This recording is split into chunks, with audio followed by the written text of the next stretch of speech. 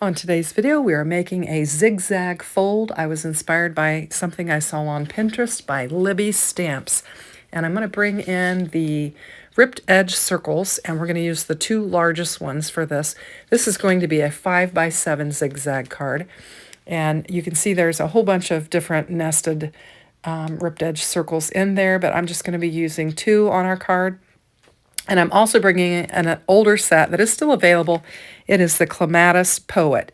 And this is just a beautiful, detailed clematis floral that's going to add lots of dimension to our card, and we're going to be using it for our card. So we've got the dies. We're going to lay all that aside, and we're going to get to assembling. Now I've got most of my florals already assembled. I've got everything die cut out and ready to go. I am going to assemble one of the clematis florals for you, just so that you can get an idea of how it goes together. And we're just going to layer this up. So this is a 4-piece set, and I'm going to do some curling on it, and we're going to do some, just get it glued down, and I'm just going to show you.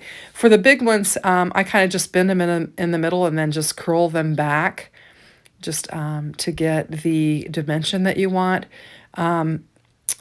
For the smaller ones, I'll actually use my tweezers and just kind of bend in the middle. But these are larger, and you can kind of bend them in and then bend them down, and it will give you lots of dimension on these florals. And so we're just going to layer each of them up. Now this die set does have a couple of different pieces for the stamens in the center, but I'm choosing to go in a little different direction on this card, and we're just going to use some gems for the centers. But if you get the die set, it actually has the stamens and the center pieces for it. So we've got that, and we've got one more layer that we're going to, we're just bending it. There's a deboss detail line in the middle, kind of in the middle of the flower, and I'm just using it as my bend mark, and this is just giving lots and lots of dimension and making it look very similar to a clematis floral. So I have actually purple clematis that I grow in my garden, and it's lovely. The vines are really, really full now. We've had a lot of rain that's greened up nicely, but they won't bloom for a while. So anyway, and I tinkered with doing some purple flowers on this, but I needed a larger panel for the 5x7, and I didn't have the right color. So I went with this. I think I probably would have gotten a little bit more pop on this alabaster card base that I'm going to use if I had used a darker color. But I do love this Spellbinders color here that is called Chiffon. We're going to use actually Bellini and Chiffon is what we're going to use on our card. Chiffon is the lighter, and then I'll bring in a layer of the Bellini for the card base. So, and I've got some beads here in my tray, and I'm just going to show you what I did. I've already put them in my other two flowers. I am just putting a big puddle of glue in the very center of this, and I mean, I've got a lot in there. I've got one big bead, and I'm using the handy crafty tools from Spellbinders, and I've got one big bead. It's flat on the bottom that I'm putting in the center of this, and then I've got a bunch of dots, and they're just little pink dots, and I'm just going to kind of drop them into the glue and kind of surround that center bead that I put in there. And I'm just going to work them around with my tweezers and just get all of these beads kind of encircling that larger bead, and it'll just make for a more interesting center. And I think it turned out pretty nice. Now it is a little bit fussy, and you kind of chase some of these little beads or dots around your craft desk, and I did get probably 3 or 4 of them on the floor that I had to chase down. Now I was just dropping off ones that weren't in the center there, that weren't into the glue. That's why I tilted it, and then I'm just going to get them positioned the way that I like it. And it does kind of help if you lift the petals. They'll kind of help push them in toward the center of your floral where your bead is, and just get them positioned. And then we've got our flower assembled. So I've got 3 of these, and they're really big. What I really wanted was 3 big flowers. Now this is different than what Libby Stamps did on hers on Pinterest. She had more flat flowers, and I've got some more dimensional ones. I like dimension. I think it's super fun. So this panel is a 5x7 panel. And instead of using a card base that's 5 by 7, you're just using a panel, because we are going to bring in another piece, and I just showed you again it's 5 by 7. We're bringing in a piece that's 11 by 4, and then you're going to actually cut it on a diagonal from 4 inches to 2 inches is what you cut it on. But I've got it scored at 1 inch and 6 inch, and the 1 inch is folded down and the 6 inch is folded up. And I've got just some double-sided tape on here, and I'm going to attach it. Now, I would recommend, I didn't do this, I would clip the corner of that at an angle. The bottom corner, I would clip a corner of that fold off, because you're going to see it underneath my panel. I didn't think of that, but you could just kind of cut it off on a diagonal. I'm going to just line this up with my card base and just line it up real neat. And I use that double-sided tape just so it would adhere very nicely and it would be attached. Now, you could put it on the back of your panel if you scored it a little bit. If you had like a 3/4 score, you could probably put it on the back, but I put it on the inside. Now, our next panel is 4 3/4 by 6 3/4 is what it is. So we're going to have just a little, alabaster border around there. And if you look down in the lower left-hand corner, you can see that where I attached the outside panel. And so if you would just cut that on a diagonal, you wouldn't see it. So I'm just going to get my panel laid down on there, and then we're going to bring in another layer and get it layered up. So this is just kind of building the card base. So this is my Bellini cardstock from Spellbinders. It's real pretty. And it's slightly darker than the chiffon, which I have my flowers die cut out of. And so there we go. We've got it. And I'm showing you, you could put it on the back. If you did put it on the back, your scoring would have to be different. But you can just see down there at the bottom, just a tiny little tab there. Now, the next one I went down to 4.5 by 6.5. And so we'll just have a frame of that cardstock showing around that. We've just got our layers, and I think it's really pretty. So I'm just going to carefully line it up. And I put the alabaster back on top of that just so there to be a good area for writing your message or whatever. And so now we have got our card base, and it's ready to go. So you've got that Zig Zag Fold, and it's a 5 by 7 card. And I'm going to bring in a couple of panels of the these that I die cut from the ripped edge circles. And I've got the alabaster cardstock there that I'm using, and then I've got the Bellini that I'm using. And I'm just going to put the alabaster on top, and then I'm going to layer the Bellini behind it, and we're creating an area for our florals, for our focal point is what we're doing. And I'm just putting a little bit of glue kind of in the general area where I want this circle to go, and then we're going to line up the other one on it. Now, these circles would be well suited to an A2 size card if you decide to do this with an A2 size card, because I think you could actually use bigger circles on this 5 by 7, but I'm using some new product that I had come in, and I thought it'd be fun to just see what it looked like. And so we're just going to give this a press. I'm lining it up. I'm trying to line the panel up to where they're layered similarly with the ripped edges. And so I'm just going to give it a press.